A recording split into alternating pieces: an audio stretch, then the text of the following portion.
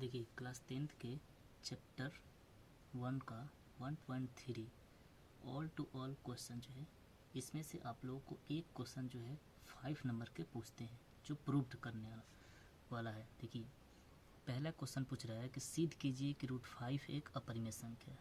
इसी तरह से आपका ये जो क्वेश्चन है 3 + 2√5 इसको भी पूछ सकता है, या 1/√2 या 7√5 या 6 + √2 है।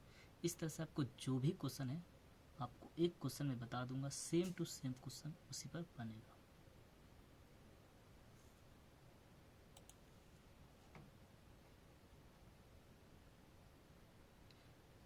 देखिए करेक्ट सिद्ध करें कि √5 एक अपरिमेय संख्या है। टू प्रूव दैट, सबसे पहले लेट करेंगे, माना कि √5 एक परिमेय संख्या है। ठीक, देखिए लिखेंगे P/Q = √5।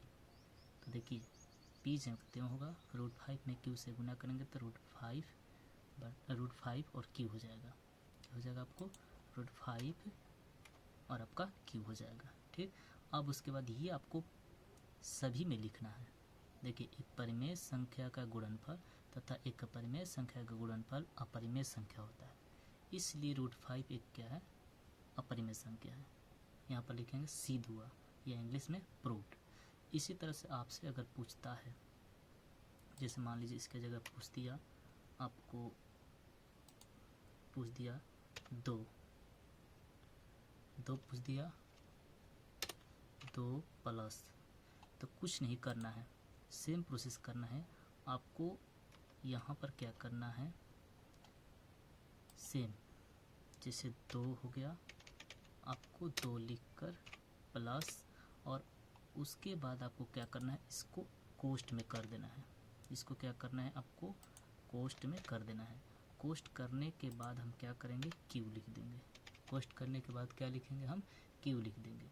उसके बाद आपको बन के क्या हो जाएगा, तैयार हो जाएगा, और सेम प्रोसेस लिखेंगे यही। ठीक, और 2 + √5 यहाँ लिख देंगे। सेम इसी तरह से आपको बाटा हो या पूर्णांक हो, सेम इसी तरह से करना है।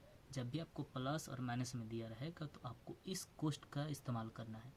क्यों? क्योंकि Q जो है गुना करना है तो 2 में भी गुना हो जाएगा और 5 में भी गुना हो जाएगा, इसलिए सिर्फ कोष्ठ कर देंगे।